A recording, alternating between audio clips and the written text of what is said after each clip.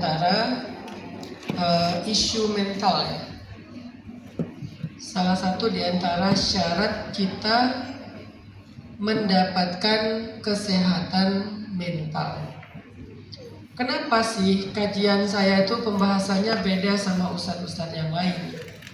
Kan jarang ya ada ustadz atau kiai ngebahas tentang mental issue. Biasanya kalau nggak masalah fikih, masalah Quran, masalah akidah gitu. Tapi kok ini ada ustadz aneh, pembahasannya tentang masalah bencana, cinta nggak, jarang saya bahas cinta. Itu mah dulu udah. Bahasnya kalau nggak bencana, bahasnya tentang personal boundaries, tentang ya Allah will always me, tentang healing, tentang me time. Kalau sekarang tentang self love.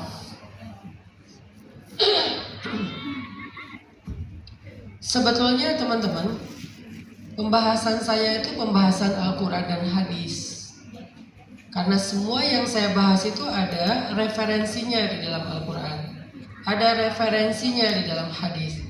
Tapi yang membedakan saya sama ustadz-ustadz yang lain adalah how to say-nya, gimana menyampaikannya. Saya lebih banyak memakai POV anak-anak Gen Z. Karena umat saya adalah Gen Z. Dulu tahun 2014 umat saya tuh gen milenial sebetulnya. Tapi berhubung milenial udah pada punya anak, akhirnya pindah ke Gen Z. Nanti kalau Gen Z juga udah pada nikah, udah pada punya anak, saya pindah lagi ke Alpha, Beta, dan seterusnya. Pokoknya saya gitu-gitu aja. Fokus ke anak usia di bawah 30 tahun, 15 sampai 30 tahun. Itu adalah segmen dakwah saya. Di sini rata-rata 15 kan ya? 15 kali 3.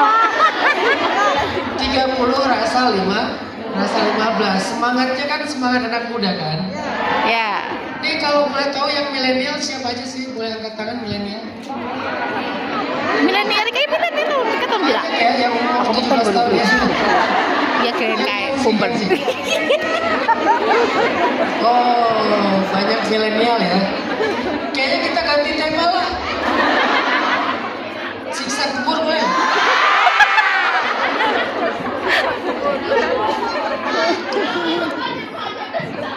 Oh, rumah rasa kubur ya.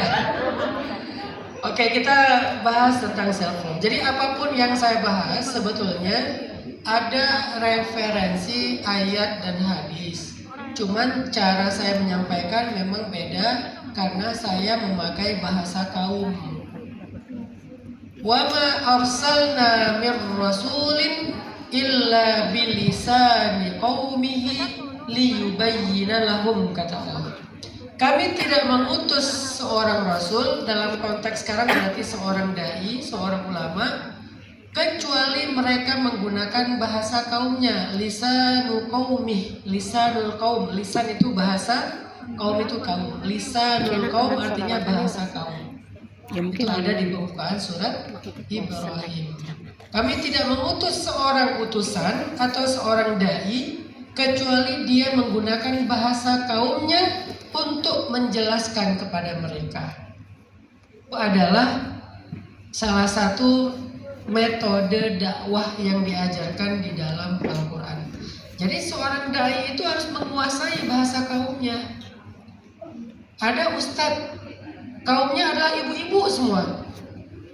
Maka gayanya pun menyesuaikan. Senyumnya beda, lirik-liriknya beda gitu. Karena umat saya itu bukan cuma ibu-ibu, anak muda. Jadi saya harus menguasai bahasa kaum saya, segmentasi dakwah. Supaya apa? Liyubayyina lahum, supaya dakwah itu sampai kepada mereka. Supaya dakwah itu dimengerti oleh mereka. Jadi yang beda itu bukan ayat dan hadisnya, yang bedanya adalah cara menyampaikan atau terjemahnya. Kayak tadi istilahnya POV. Kalau ustadz lain mungkin akan pakai bahasa sudut pandang atau dalam dalam perspektif Islam kalau yang agak-agak ilmiah gitu. Karena anak muda Gen Z pakai bahasa itu, ya saya pakai bahasa itu, POV namanya. Saya bahas misalnya lebih banyak isu tentang mental health atau mental problem. Kenapa? Karena anak Gen Z itu salah satu isu yang lagi happening di antara mereka itu adalah tentang mental health. Dan tujuan dakwah itu bukan FOMO dengan apa yang happening, tapi dia bisa menjawab pertanyaan-pertanyaan yang lagi ramai ditanyakan di antara umat. Jadi mental health itu bukan FOMO. Mental health itu problem yang butuh jawaban dari Islam, dari Al-Quran dan hadis. Maka tugas para dai ini adalah menyampaikan jawaban-jawaban itu, solusi-solusi itu, nasihat dan hikmah itu. Kalau misalnya umatnya adalah tentang masalah cinta, ya berarti apa pandangan Islam atau Al-Quran dan hadis tentang cinta. Misalnya dulu saya punya satu kajian judulnya Cinta Dalam Diam. Rame kan itu kan di Spotify ya. Apa itu cinta dalam diam? Itu sebetulnya lagi ngasih tahu kalau kalian terlanjur jatuh cinta tapi belum halal, mending diam. Jangan diekspresikan, jangan disampaikan, apalagi sampai terjalin hubungan yang tidak halal. Mending diam aja, tahan. Seperti mana kita menahan amarah, begitu juga kita menahan cinta yang belum halal. Namanya cinta dalam diam. Tapi bagi orang yang nggak mengerti, kok pembahasannya cinta-cinta mulu. Nah, memang masalah anak muda salah satunya itu. Dan harus dikasih guidance, arahan. Kalau nggak nanti jadi cinta yang berisik, cinta yang terlalu ekspresif, jungkir balik di sosmed. Apa tuh yang lagi rame lagunya itu? Yang batuk-batuk.